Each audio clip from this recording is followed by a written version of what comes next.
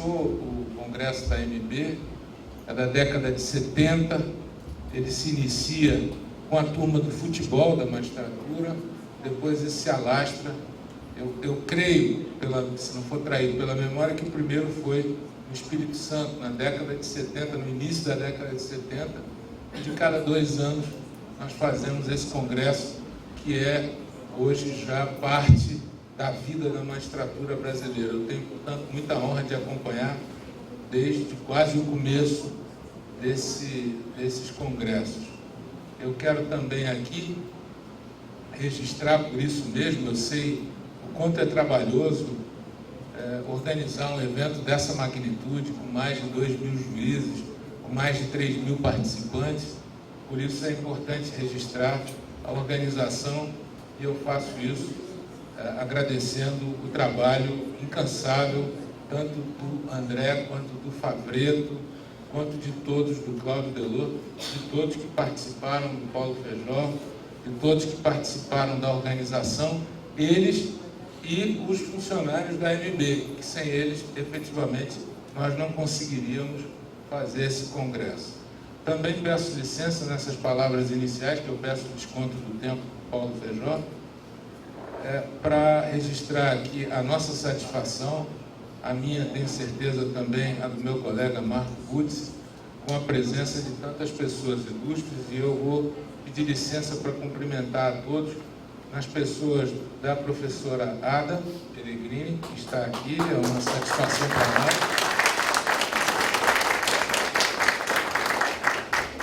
da pesquisadora professora Sadek, que também é uma honra para nós, e da magistratura. Eu saúdo a todos nas pessoas do Nelson Schaffer, que é presidente do Tribunal de Santa Catarina, e do colega aposentado Rômulo Leteriello, que é um batalhador dessa casa.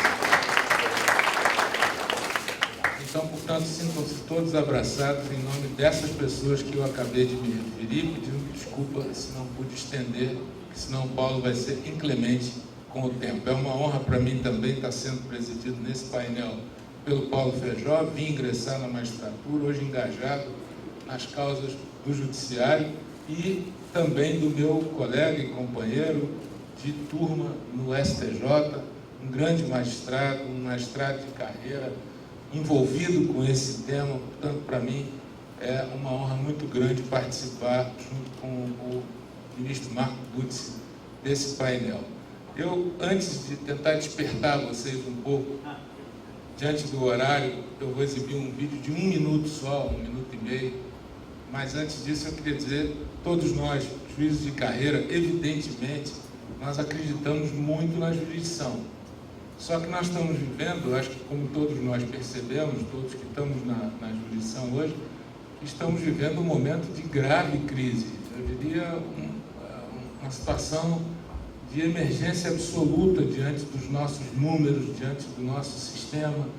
E é evidentemente que se no mundo todo as soluções extrajudiciais, se os métodos extrajudiciais dão certo, e nós estamos bastante ainda caminhando nessa senda, é preciso conscientizar que esse é o momento, eu acho, que da virada para a utilização desses métodos de maneira mais alargada, de maneira mais consciente, e isso não é diminuir o papel da magistratura, muito antes é ao contrário.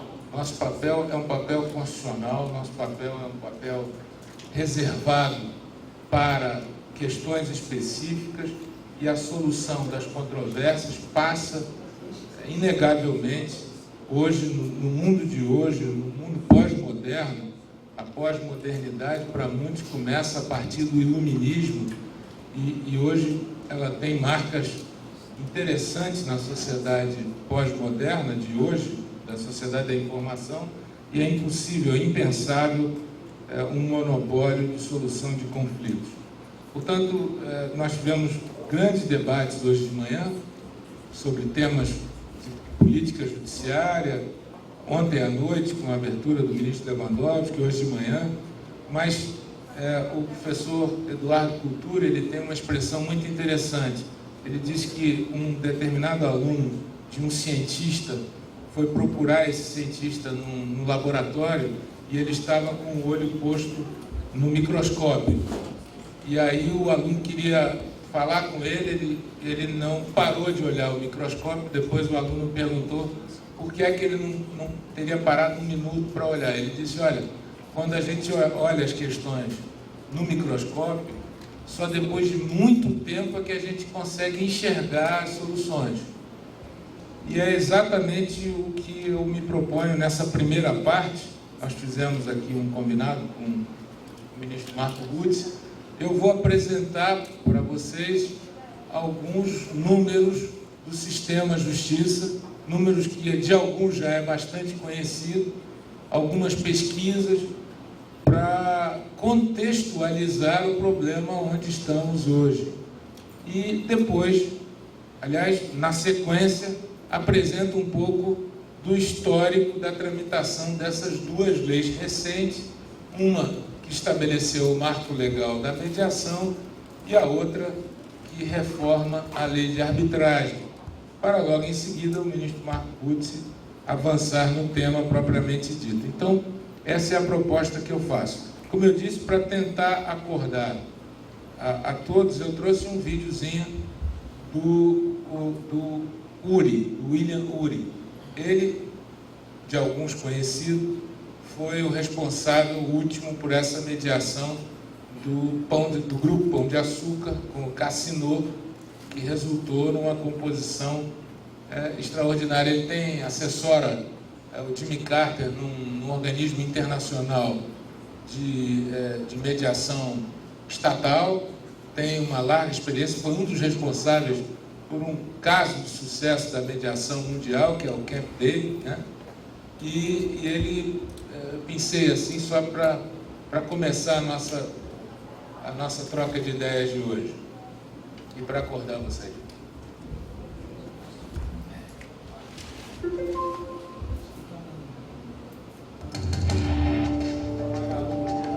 Se apagar, o pessoal dorme.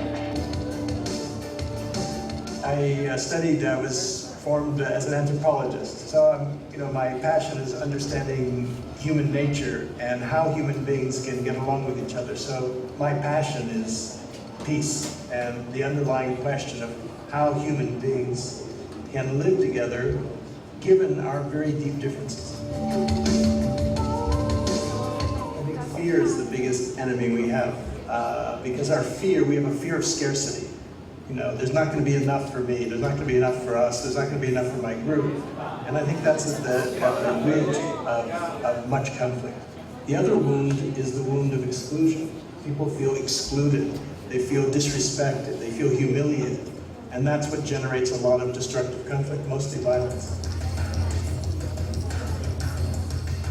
One of the primary ways for people to deal with conflict is to avoid conflict, not talk about it, in the family, in the workplace, in the society, to pretend like it's not there. The question is not about getting rid of conflict. It's about, do we handle that conflict in ways that are destructive or ways that are constructive, through deep dialogue, through listening, through negotiation, through collaborative problem solving. It's only through conflict that you bring out issues of injustice, social injustice. You mentioned homophobia or racism. It's only through conflict. Negotiation is much more about listening. Listening is the primal act of communication. We think it's talking, and there's a lot of talking in the world, and right now, with the age of the internet, and cell phones, and texts, and social media, and the world is communicating to each other. But the question is, are we listening to each other? In other words, really absorbing what the other side is saying. Listening not just to the words, but what's behind the words? What are the emotions? Where's the person coming from? What are their deep motivations? What are they not saying?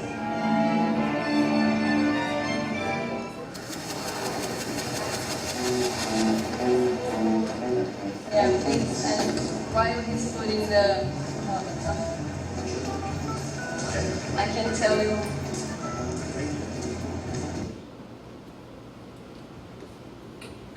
É apenas uma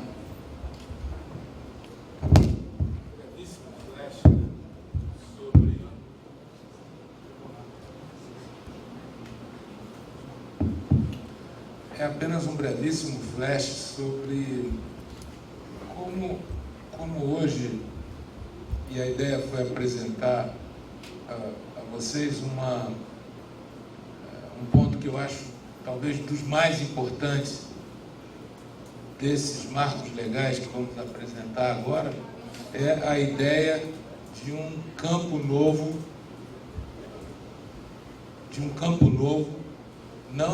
não a mediação pré-judicial, já estabelecida a linha de atuação posteriormente com o litígio, mas um campo extrajudicial de atuação, tanto no que diz respeito, pode deixar acesa a luz, que senão fica, tanto no que diz respeito à mediação, quanto também de arbitragem. Então, a minha ideia é apresentar, como eu disse, alguns números.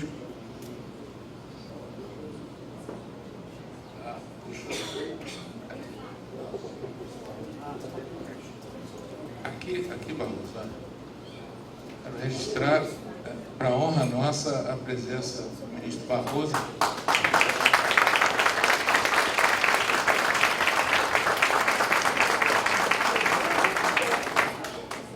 Deu um show hoje de manhã, espetacular, exposição, para honra do Rio de Janeiro, ele é oriundo de lá. Pois bem, eu estava dizendo aqui, ministro Barroso, eu vou apresentar alguns números e depois o ministro Marco Guzzi complementa no nosso painel. Eu apresentei um videozinho do Uri, que ele é antropólogo de formação, mas tem um curso de PhD em Harvard, justamente, né, ele é professor de Harvard também, justamente nessa disciplina Soluções Extrajudiciais de Conflito. Eu, como disse aqui, a ideia é contextualizar vocês para o tema no sistema de justiça. E é claro que a linha de evolução da jurisdição, a linha de evolução do judiciário como um todo, no mundo e em especial no Brasil, é uma linha ascendente. Nas Américas, o judiciário brasileiro foi o primeiro, desde a primeira Constituição do Império, a ter todas as garantias da magistratura, o que nos diferencia de quase todos os do continente.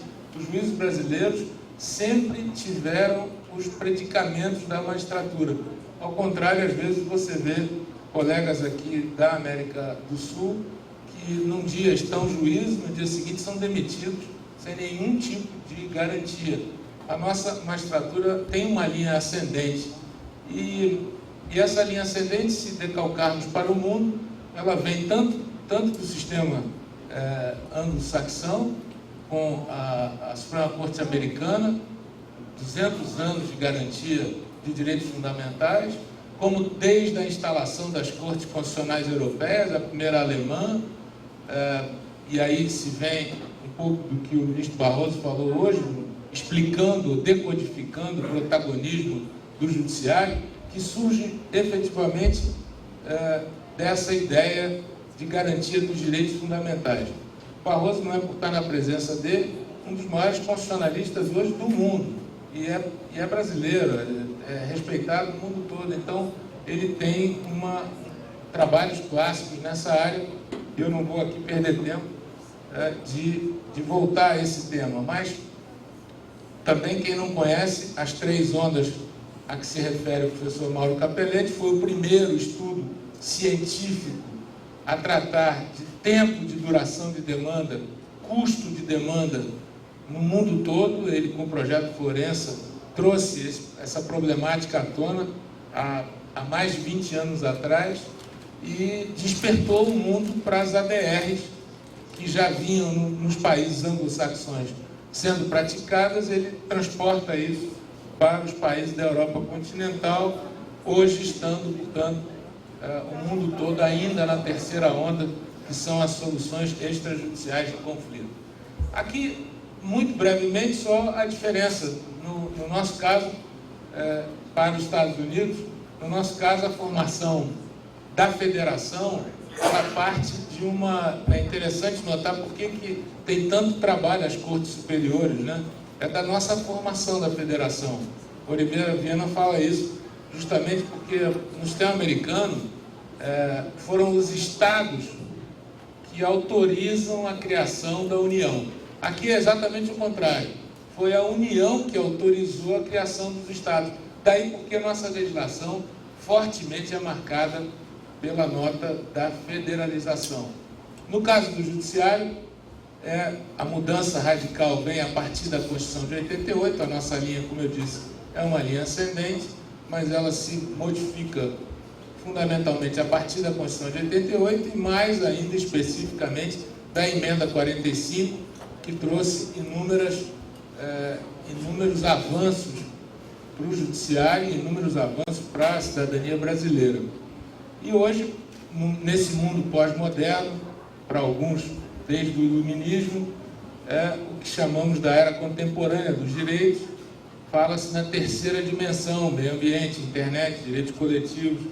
O ministro Barroso falou hoje do direito ao esquecimento, mas nós temos alguns temas de extrema relevância na segunda sessão, que a gente costuma brincar que é a sessão mais importante do tribunal, mas não é só brincadeira, não é só numericamente mais importante, nós recebemos 2/3 de distribuição de todo o tribunal. Ela é também qualitativamente mais importante. E trata dos temas da cidadania, e ainda porque, na maioria das vezes...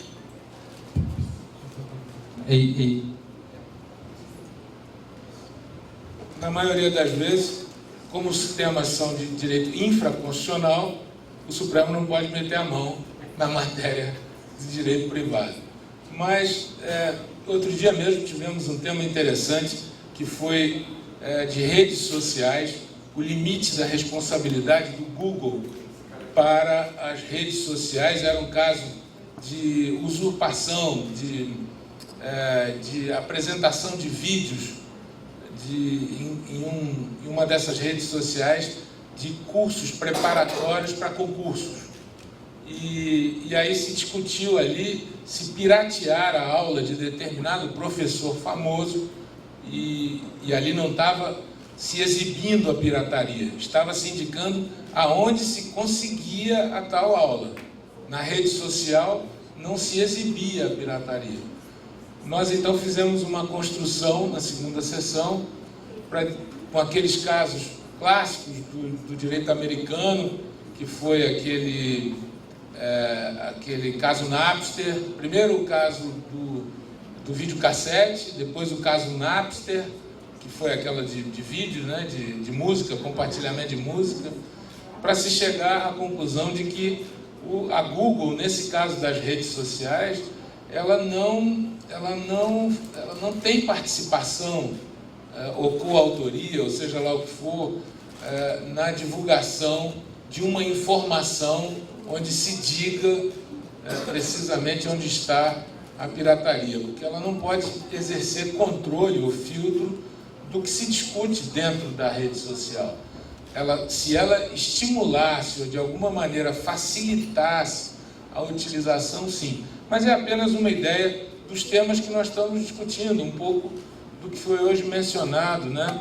São tantos temas relevantes na sessão.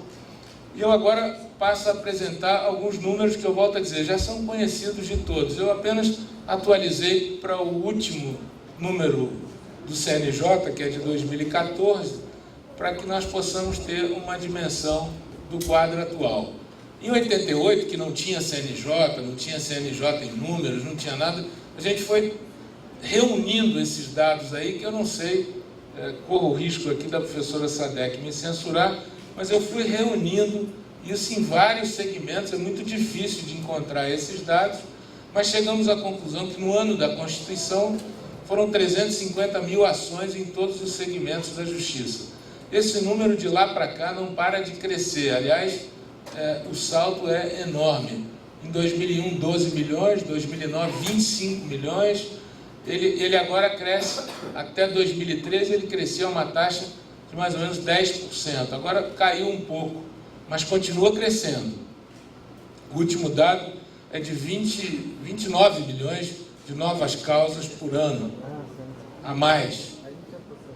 Nesses 26 anos, o o número de processos se multiplicou 80 vezes, se nós pegarmos a última quadra aí, e o número de juízes não chega a quadruplicar. Nós éramos 4.900 em 88 e hoje somos aí em torno de 17 mil juízes em 2014. O que dá uma média, se pegarem o último tópico ali, dá uma média para cada 100 mil habitantes, nós temos 8 juízes no Brasil.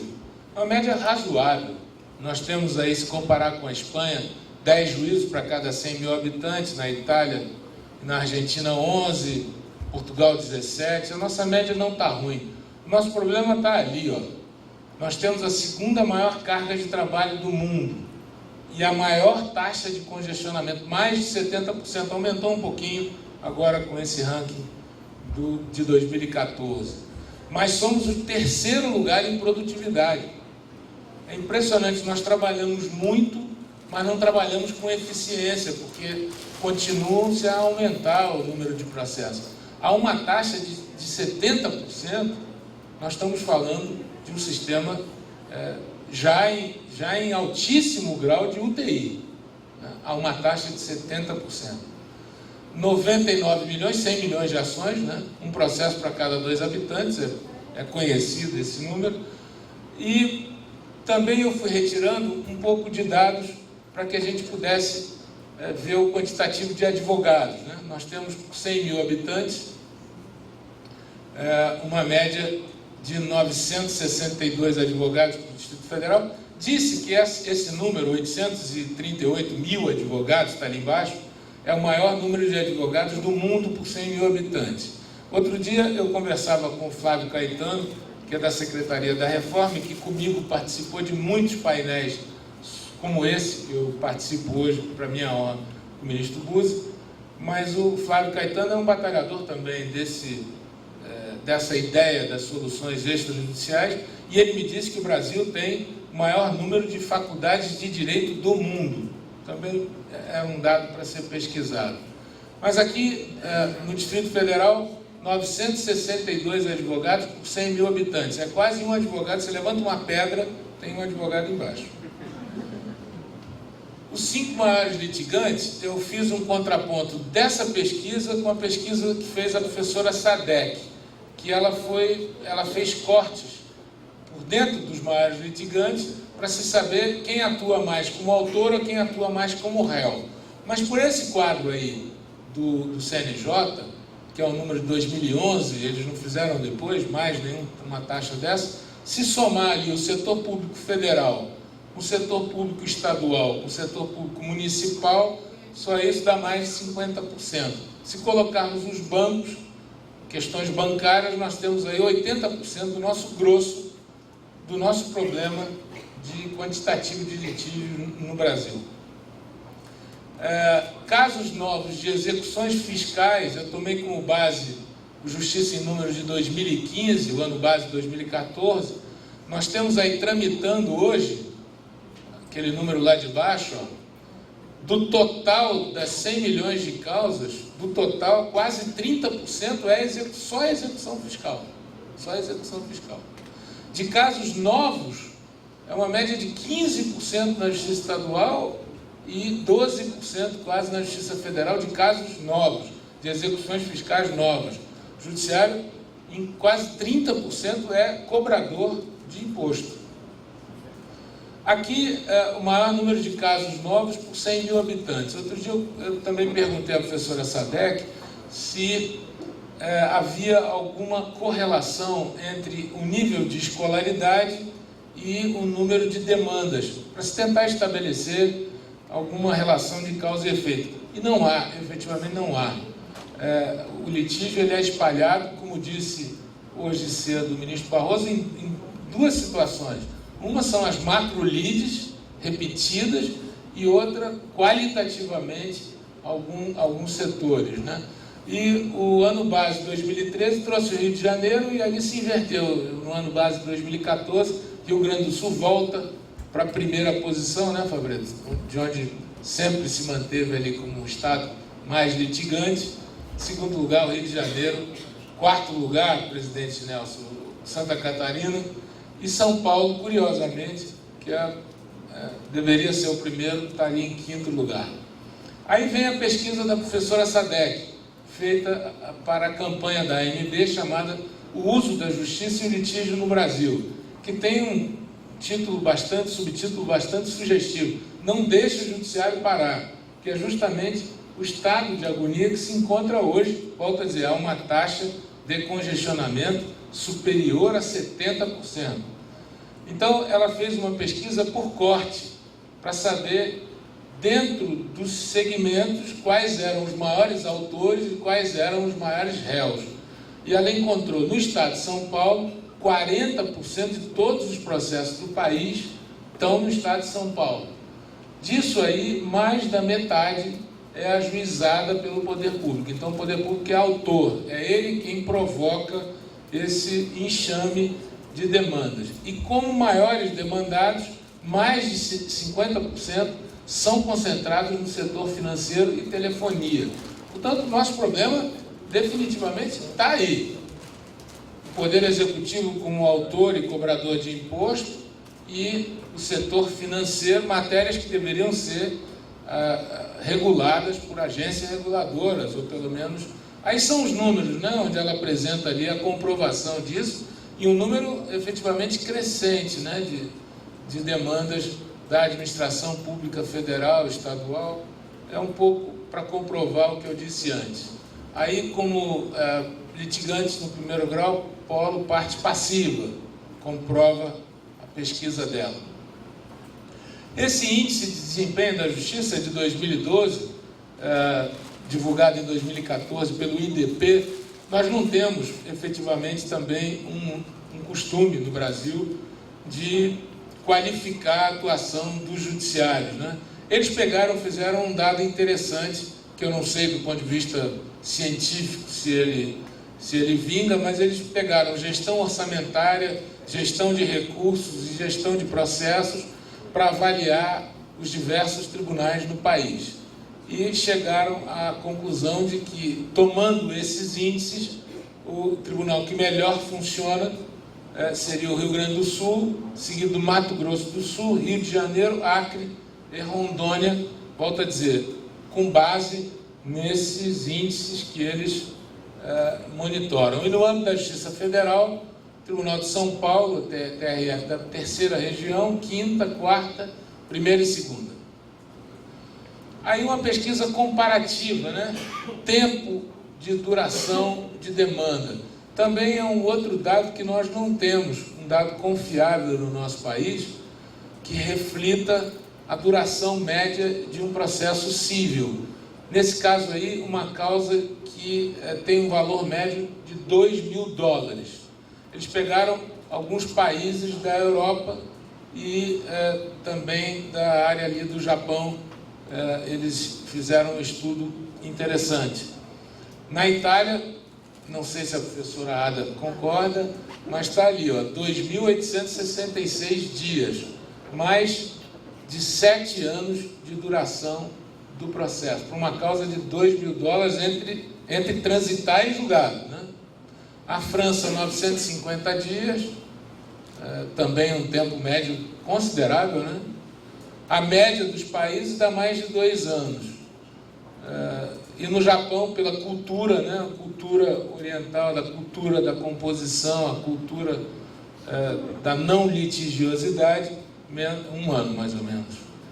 No nosso caso, nós não temos. Eu acho que pela nossa diversidade, inúmeros estados, com inúmeros segmentos da justiça, é impossível se chegar a uma média de duração. Aqui a situação dos dois tribunais, do Supremo, que é a nossa Corte Constitucional, e do Superior Tribunal de Justiça, concebido para solucionar aquilo que se denominou em 88 da crise da Suprema Corte, ou mais especificamente da crise do recurso extraordinário. Aventaram-se várias soluções, aumento do número de juízes do Supremo, criação de filtros no Supremo, mas se optou pela solução de criar, tirando uma costela do Supremo, o Superior Tribunal de Justiça, dentro do nosso modelo constitucional, o que gera inúmeras situações conflituosas e de difícil solução para os advogados, porque eu vejo que em muitos casos o Supremo diz que a matéria é infraconstitucional e não julga, e o STJ vem e diz que a matéria é constitucional e não julga. Então fica aquele limbo ali, uma zona cinzenta difícil. Mas se a gente pegar a evolução dos recursos desde a Constituição de 88, nós também vamos perceber alguns dados interessantes. Eu vou mencionar o STJ primeiro.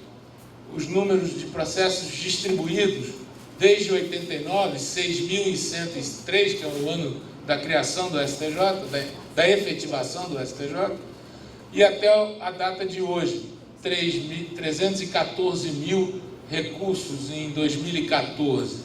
Nós temos aí, são 30 juízes julgando no STJ, o que dá uma média de 1.000. Vamos esquecer que a segunda sessão recebe 2/3 do tribunal. Vamos esquecer, vamos dividir por 30 juízes. 30 juízes, 1.000 recursos por mês. Vamos descontar os meses de janeiro e julho, que o tribunal fecha em recesso, porém a distribuição continua. Vamos tirar também sábado, domingo e o tempo que o juiz leva para dormir, né? Eu não vou nem descontar o momento que ele está no banheiro, lá, tomando banho e tudo mais, mas dá uma média, se nós considerarmos 24 horas, dá uma média de 2 processos por hora para cada juiz, se a gente contar isso corrido dessa forma. É muito para uma corte como o STJ. O Supremo também está com um problema seríssimo, olha ali, 16 mil em 1990, o número crescia assustadoramente, se acreditava que a solução era a criação do STJ. O número não parou de crescer, 16 mil, até chegar ali no ano de 2007, planos econômicos, 2006, 2007, planos econômicos, 116 mil, 112 mil recursos, aí vem a repercussão geral. Aí o número cai drasticamente, vem abaixando e agora retoma o curso da elevação. 57 mil no ano de 2014, com um número julgado extraordinário, 107 mil recursos, um número impressionante. Nesse caso aí, nós estamos trabalhando, o ministro Sanseverino está fazendo isso, é uma espécie de um núcleo de inteligência que o tribunal criou para se preparar para algumas mudanças do CPC. E nós detectamos que, se for realmente efetivado o fim do juízo de admissibilidade, nós estamos falando ali de uma elevação de quase 60%, número final ali, 2014, a taxa de subida de recursos, né? Estamos falando de 60% a mais de novos processos dentro do STJ e do Supremo, provavelmente, se não for restabelecido o juízo de admissibilidade. E um outro dado também muito curioso é o de se perceber a falta de adesão dos juízes aos precedentes. Nesse caso, pegamos aí os HCs que chegam ao Superior Tribunal de Justiça, oriundos de São Paulo. 40% da demanda está em São Paulo. E, nesse caso, atacando decisões, 43% atacam decisões de habeas corpus de juízes paulistas.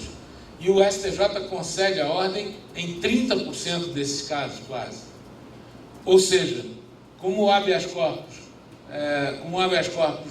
nessa hipótese, a maioria das questões é tese, é matéria de direito, que nenhum juiz vai revolver matéria de fato, nessa circunstância, nós estamos podendo afirmar com segurança que os juízes de São Paulo, ao menos no âmbito do direito criminal, não seguem as teses estabelecidas pelo Superior Tribunal de Justiça. E aí uma frase do ministro Vitor Nunes Leal, muito interessante, que é como nós, acho que hoje dos tribunais superiores, e eu penso que do Supremo também, podem se sentir, que é da ideia dos juízes estivadores, né? Que na verdade assoberba os tribunais, prejudicando o acurado exame dos temas difíceis, são os casos que se multiplicam seriadamente, como se houvesse uma fábrica montada para fazer de juízes estivadores.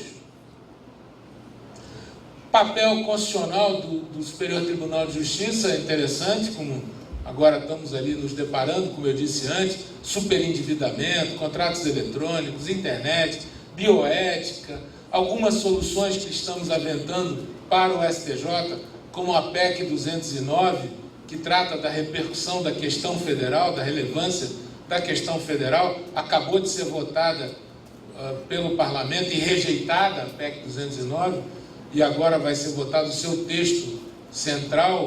O Parlamento não quis, pela força ali dos advogados, estabelecer a relevância para o STJ, e eu já vou aí para alguns problemas que são evidentes, todos nós sabemos, estamos cansados de saber, aspectos processuais, falta de investimento, adequação do papel dos tribunais superiores, obstáculo ao acesso, gratuidade de justiça indiscriminada, macro-lides, e agora algumas soluções para poder passar para o ministro Marco Butz, que eu já cansei vocês em demasia.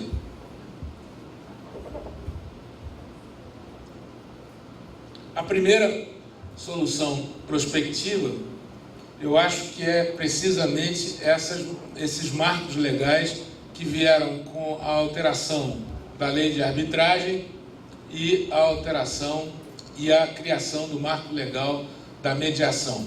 Como é que essa ideia acabou vingando? Porque já muita gente batalha nisso há muito tempo. Uma dessas pessoas está aqui, que é a professora Ada, junto com o professor Kazu Watanabe, estão nisso há muito mais tempo do que nós e já lutando por isso, pela criação do marco legal e pela evolução da forma de arbitragem no nosso país. A partir da constatação desses números, se chegou a um consenso de que era preciso avançar na tramitação legislativa. Lá no Parlamento já havia um projeto do senador Ferraço, que tratava da mediação. Nesse momento, o Senado Federal cria uma comissão de juristas encarregada de elaborar o anteprojeto de lei de reforma da arbitragem, que, a despeito de ser um caso de sucesso no mundo, nosso país tem um dos maiores índices de arbitragem no mundo e representa também um volume expressivo de valores solucionados hoje por arbitragem, e eu diria que determinadas questões não tem como ser resolvido se não for pela arbitragem.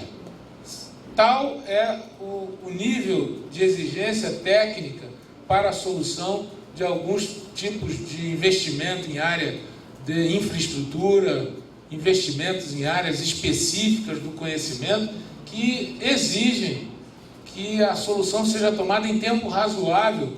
Se for para o judiciário, por exemplo, um litígio societário paralisa uma sociedade e inviabiliza o seu funcionamento. Se for uma obra de infraestrutura e não for solucionada com rapidez, paralisa a obra, o custo é muito elevado. Então, eu diria que o caso da lei de arbitragem, depois que o Supremo afirmou a sua constitucionalidade, ela deslanchou no Brasil desenfreadamente. Mas, passados 16 anos, o STJ foi lapidando o seu entendimento em torno da lei de arbitragem, os tempos foram modificando e nós precisávamos passar a limpo, atualizar a lei de arbitragem. Foi exatamente esse o propósito da nossa comissão: avançar na arbitragem, porém com segurança, para que ela atingisse, ou se pudesse ampliar, diante do momento que o Brasil vive, a sua economia, naquele momento, retomava o seu fôlego, muitos investimentos no Brasil, por conta de Copa do Mundo, Olimpíada, pré-sal. Então nós precisávamos estar vis-a-vis com as legislações já bastante avançadas no mundo em torno da arbitragem. E no campo da mediação, estávamos e ainda estamos muito atrasados, porque não investimos nessa forma de solução autocompositiva. Nós temos uma tradição nas soluções de litígio, seja jurisdicional, seja pela via da arbitragem, mas na autocomposição. Nós não ensinamos isso na universidade, já é sabido de todos nós. Nós não valorizamos o profissional que atua nessa área. O bom profissional, o bom advogado é aquele do contencioso. E essa história, como se disse hoje de manhã, tem que mudar. A ideia é que ela, aliás, ela vai mudar, porque não tem outro caminho diante desse quadro que foi apresentado. Então, a nossa comissão, encarregada de elaborar o anteprojeto da lei de reforma da arbitragem e do marco legal da mediação, composta de inúmeros profissionais de altíssimo gabarito, experientes nessa área, resolveu apresentar 2 projetos. Um para a mediação extrajudicial, nós só trabalhamos com ela, porque acreditamos, e aqui o ministro Marco Butz tem uma larga experiência na mediação judicial, vai poder falar um pouco dela, mas nós achamos que o novo vem com a mediação extrajudicial, com a cultura da mediação extrajudicial. Então apresentamos 2 anteprojetos, um que atualizava a lei de arbitragem e o outro que representava o marco legal da mediação extrajudicial. Quando passou pelo Senado Federal, o relator, o senador Vital do Rego, entendeu, no campo da reforma da lei de arbitragem, a nossa comissão apresentou o anteprojeto que entrou e saiu do Senado, entrou e saiu do Parlamento, sem nenhuma modificação, o que é quase um milagre, porque passamos pelas 2 casas legislativas e o nosso anteprojeto, com as mudanças que propusemos, ela foi aprovada no final à unanimidade. Acabou tendo 2 vetos na área do direito do trabalho e na área do direito dos contratos por adesão, porque a arbitragem para direito do consumidor já existe, só não estava regulada a forma e o momento nos contratos de adesão. E tivemos esses 2 vetos, mas o restante avançou-se com segurança. Litígios societários, administração pública, a arbitragem na administração pública, regulou-se a concessão de medidas cautelares na arbitragem, avançamos com bastante segurança. E na mediação, a tramitação foi a união do nosso projeto com o projeto que foi apresentado também pelo Ministério da Justiça, a Secretaria da Reforma do Judiciário. Apresenta um projeto que se une ao nosso já no Senado Federal. Pegou-se o que tinha de melhor do projeto do senador Ferraz, juntou-se à fase judicial que era apresentada pelo Ministério da Justiça e a nossa extrajudicial, e encaminha-se o projeto para a Câmara. Nesse momento, já estava em tramitação o novo CPC. Aí entra a professora Ada e o professor Cazu, que atuaram na Câmara de Deputados para justamente emparelhar ali o projeto com os avanços que se propunha no campo da mediação judicial, sobretudo, que vinha no novo CPC. E o resultado final, a meu juízo, foi um resultado muito bom. Apresentamos um projeto hoje antenado com o mundo e afinado com as mudanças que o CPC irá introduzir ano que vem para a mediação judicial, e abre-se uma enorme perspectiva para a mediação extrajudicial, que é a tônica, que foi a tônica da nossa comissão. E ali seguem-se algumas outras soluções, que valorizar as demandas de massa, com a criação de um observatório, o que a AMB já começou a fazer hoje, o STJ vem fazendo, para detectar o surgimento no nascedouro dessas demandas repetidas que se sucedem em série e que atravancam o funcionamento do judiciário. Racionalização do sistema recursal, no meu modo de ver, com a criação também de uma turma nacional dos juizados especiais, fruto de uma divergência minha com o ministro Marco Butz. Hoje, o Superior Tribunal de Justiça trabalha na segunda sessão com um sem fim de reclamações contra turmas recursais. Quem é que proporciona as reclamações lá? É só a empresa. Não tem, consumidor não consegue chegar na reclamação. Hoje as teses que o STJ modifica para as empresas. Ou seja, se não tiver um sistema onde para no próprio sistema de juizado, vai continuar essa deformação. O STJ vai meter a mão onde não tinha que meter a mão, que é no sistema de juizados especiais.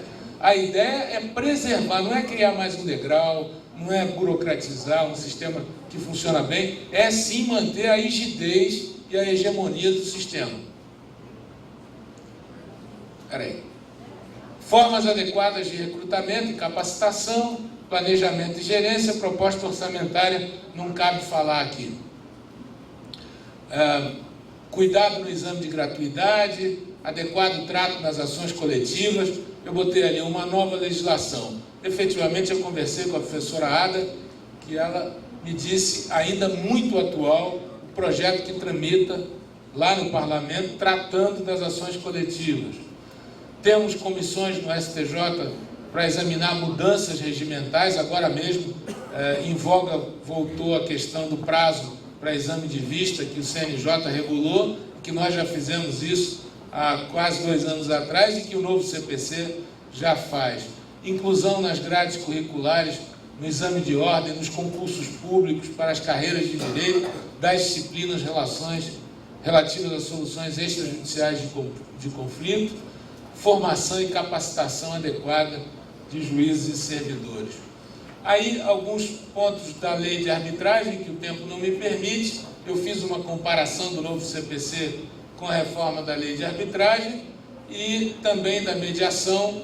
Tem algumas experiências no mundo muito interessantes de nós conversarmos, se o tempo ainda permitir. Mediadores de hospitais, na França, no Uruguai, onde o sistema de saúde pública é um sistema estatal e há muito litígio, os mediadores funcionam bem. Ombudsman bancário na Alemanha, uma experiência muitíssimo interessante, mas o tempo não me permite aqui. Eu só vou destacar, de todos os pontos que o ministro Marco Butzi vai analisar, eu só vou destacar aquele da letra C, que é da cláusula da mediação, que é exatamente o ponto onde eu acho que nós temos muito para crescer, porque nós já temos uma tradição da mediação ou da conciliação pré-judicial.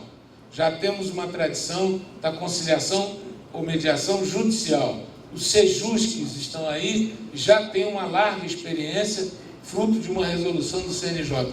O que nós não temos é o mercado externo, extrajudicial, atuante da mediação. E com essa possibilidade da cláusula da mediação, ele passa a existir potencialmente. De modo que eu acho que a médio prazo é o próprio mercado que vai dizer, olha, se você é um bom profissional, se você apresentar resultados, vai para frente. Vai vingar. A mediação no Brasil vingará na área extrajudicial se o mercado tiver bons profissionais. E essa cláusula diz que, na hipótese de existir previsão contratual de cláusula de mediação, as partes deverão comparecer à primeira reunião. Ou seja, a mediação ela é obrigatória para quando contiver no contrato, seja ele qual for, inclusive o de adesão, seja ele qual for. Então, havendo cláusula de mediação, é obrigatória a mediação para essas hipóteses. Portanto, eram essas as ideias que eu queria mencionar para vocês, não sem antes lembrar essa observação final de que as soluções extrajudiciais de resolução, e olha quem está falando isso, são aqui 2 juízes de carreira, ela não cresce à sombra do insucesso ou não da jurisdição estatal.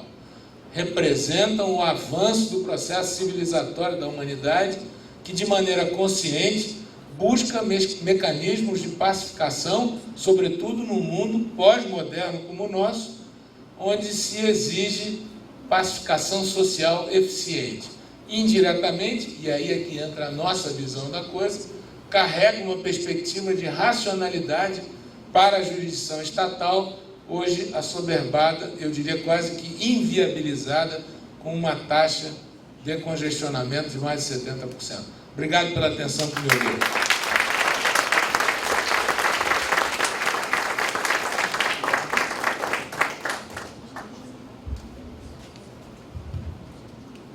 Obrigado. Obrigado. Obrigado, ministro Luiz Felipe. Obrigado, ministro Luiz Felipe Salomão.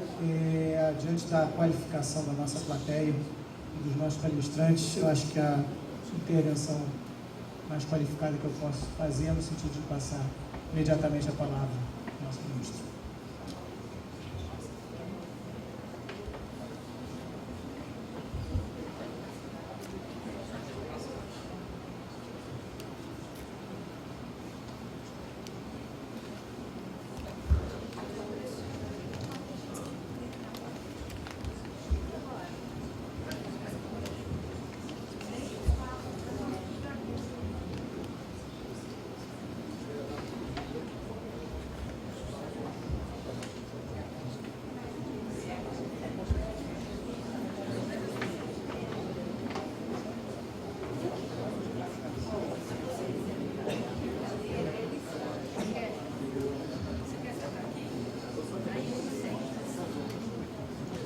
Muito bem, pessoal.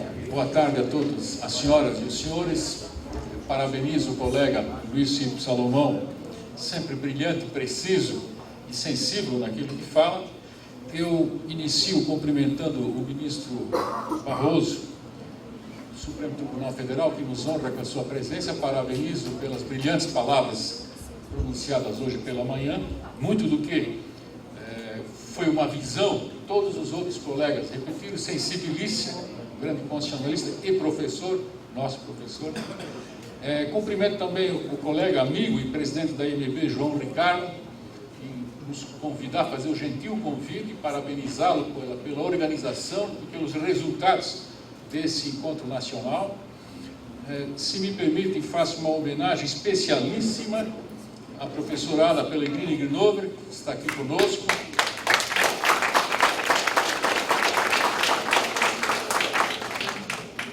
Autora intelectual, não só dos parâmetros curriculares, eu muitas vezes chamo de outras metas, mas aí ela fica muito brava comigo. Então, são parâmetros curriculares, como está expressamente previsto nos atos normativos que estão regulamentando. Dobra a meta. Isso. Boa, Fê. Para não é isso. Também faço aqui uma homenagem. E fica por minha conta essa, eu sei que não é só o meu manifesto, minha intenção, ao colega e um dos nossos líderes no tribunal, o ministro Luiz Felipe Salomão, presidente da comissão que levou ao Senado esses projetos todos de lei aos quais ele se referiu, um juiz que ao longo de toda a sua carreira dedicou-se às causas da magistratura e ao aperfeiçoamento da cidadania, sou testemunho disso. 32 anos na magistratura, muitas vezes tivemos ideologicamente, politicamente em lados opostos, mas sempre reconheço, como hoje eu faço publicamente, como um grande magistrado e um belíssimo ser humano. O 22º Congresso Brasileiro de Magistrados, da MB, lá na sua colocação de definição dos temas, 2 temas escolhidos, um dos 2 temas diz assim: papel da justiça, e eu abreviei, eu anotei aqui papel do juiz, mas papel da justiça na sociedade contemporânea. Eu creio que o papel dele é de protagonismo na cidadania. Passou a época em que se queria do juiz que ele ficasse preso a uma torre de marfim, em uma torre de marfim, e não se misturasse muito com a população. Hoje se pretende, não ao contrário, mas se quer muito um juiz que procure aperfeiçoar a cidadania.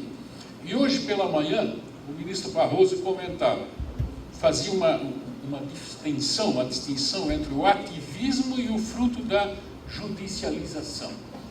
E, com todas as opiniões que há acerca dessa matéria, e nós estamos em um ambiente, num país, num ambiente democrático intelectualmente, então sabemos todos nós que cada um dos senhores, cada um de nós, tem a sua concepção acerca desse tema. Mas eu prefiro ficar com, ao invés de com um pronunciado no ativismo, eu prefiro ficar com um pronunciado na judicialização, que é uma demonstração de que a população tem confiança no judiciário. Não que o judiciário seja uma máquina perfeita, uma instituição perfeita, longe disso. Temos os mesmos problemas gravíssimos que todas as outras instituições têm. Mas, além disso, também, nós somos juízes preparados. Eu tenho 32 anos de magistratura, aqueles que entraram pela carreira, aqueles que entraram pelas portas constitucionais que existem e que os levam à magistratura, portanto, todos nós somos magistrados, não é? Eu tenho grande orgulho em pertencer a uma das magistraturas, eu acho que em âmbito nacional, em que a população, num momento como esse, muito confia e mais confia. Eu creio que somos uma das entidades que hoje tem uma grandíssima responsabilidade por sermos depositários de uma grande confiança por parte da população. Começo a minha fala lembrando também, ontem foi dito aqui, eu tinha notado, Nelson Mandela dizia que devemos nos preocupar em levar o acordo onde houver o conflito. Então temos os métodos de resolução hoje de conflito. O ministro Barroso terá que se retirar, o ministro Barroso, a hora que o senhor se sentir à vontade, é necessário, sabemos os compromissos do senhor. Muito bem, professor, obrigadíssimo. Bem, temos aqui então a lei de arbitragem, já aludida pelo ministro Salomão, de mediação, o novo CPC, a resolução 125, que é de 2010, são métodos alternos, métodos de resolução de conflito. É um microsistema? Diz a minha queridíssima professora Ada Pellegrini que sim. É um microsistema, a resolução 125, o novo código, e a lei de mediação a 13.140. Formam sim, portanto, um microsistema. Temos que inteirar esses três atos normativos, no mínimo eles, portanto. Motivação para a implementação desses métodos de resolução de conflito que fogem da jurisdição propriamente dita, como foi com os números todos citados pelo ministro Salomão de hoje. No Brasil nós temos sim, eu prometi para o Salomão que eu não ia citar nenhum número, mas vez ou outra eu sou meio falso, sabe? Então, eu tirei daquilo que o Salomão havia aludido. Realmente, quem falou ali, Salomão, que tem 1.300 cursos de direito no Brasil e que o Brasil sozinho, de um lado, reúne o maior número de cursos de direito do que o resto do mundo todo do outro lado, quem fala isso é Marcos Vinícius, presidente da OAB, e me autorizou a falar. Tanto me autorizou que, se os senhores abrirem o site da OAB, está lá esse número dito pelo presidente da OAB. Então não é segredo nenhum. Sim, nós sozinhos temos, o maior número de cursos de direito que o resto do mundo todo, junto de outro lado. Sozinho. Temos também o maior tribunal do mundo, que é o Tribunal de Justiça do Estado de São Paulo. 350 titulares, mais 80 substitutos, isso chega a conta de 400 e tantos juízes só trabalhando em segundo grau, 100 milhões de processos. Eu divirjo de quem diz que é 1 por 2, mentira, com todo respeito, é 1 por 1, porque tem que ter, não é, professora? Me ajude aí. Tem que ter em cada ação civil um autor e um réu. Então, se nós temos 200 milhões de habitantes e 100 milhões de processos, cada um de nós, simbolicamente, tem uma ação, uma demanda na justiça. Em 2004, nós tivemos 24 milhões e meio de ações, fora as execuções. Isso é estatística do CNJ, não sou eu que falo. Bem, processos baixados em 2012, os senhores vejam lá, 28 milhões, 29, né? 800 mil, 29 milhões de processos nós baixamos. Em 2013, 27. Em 2014, 26.990, 27 milhões de processos. Meus queridos irmãos, nós somos juízes que muito produzem. Somos os primeiros juízes do mundo, ou o segundo, no máximo. Então, se o critério for produtividade, Nós somos os melhores juízes do mundo. Se o critério for fazer frente a esse mundaréu de demanda que entra aí. Trabalhamos e muito. O Luiz Felipe fez um cálculo e eu ouso não divergir, mas complementar. Se for pegar em primeiro grau a produtividade e hora de trabalho, tem juiz que matematicamente não dorme. Não dorme, não come, não tem convivência nenhuma com ninguém. Está feito algo estranho, um bicho estranho, dentro do fórum ou em casa, metido num computador, 48 horas por dia, porque matematicamente não fecha o juiz de primeiro grau. Se você pegar a produtividade deles com a produção, aliás, com o volume de horas disponíveis. Então fica essa minha observação em letras vermelhas aí. É uma grande produtividade que nós temos, é um belo padrão, é uma grande produtividade, são juízes que trabalham muito, muito nos orgulhamos dessa magistratura que nós temos em âmbito nacional. Temos aqui colegas da Justiça do Trabalho, colegas da Justiça Federal, da Estadual, sem dúvida, e muito nos orgulha a conduta dos juízes como um todo. Então, esses números todos que falávamos ali, não é? Será que isso é a cultura do litígio? Eu cinicamente indago aos senhores, será que é? Evidentemente que é, não é? Como o ministro Barroso falou pela manhã, as pessoas aforando demandas e nós do judiciário não podendo negar jurisdição. Nós não podemos negar jurisdição. E as pessoas parecem que estão confiando no judiciário. É um dos fatores, não é o único fator de judicialização das políticas, mas é um dos fatores que não podemos ignorar. É um dos fatores que não podemos ignorar. As políticas públicas, nós estamos decidindo muitas delas.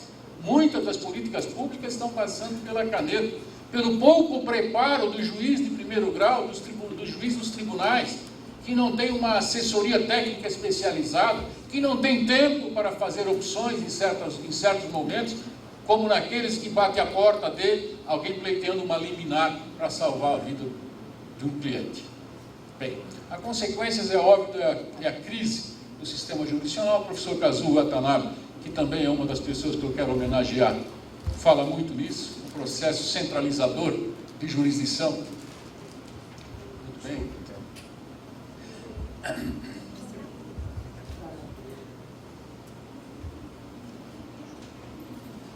Agradecendo a presença do ministro Barroso, um grande abraço, tudo de bom, obrigadíssimo pelo prestígio da presença. Temos então o acesso formal à justiça perante o judiciário, diz o professor, diz o presidente do tribunal, do maior tribunal do mundo, que é o Naline, não é?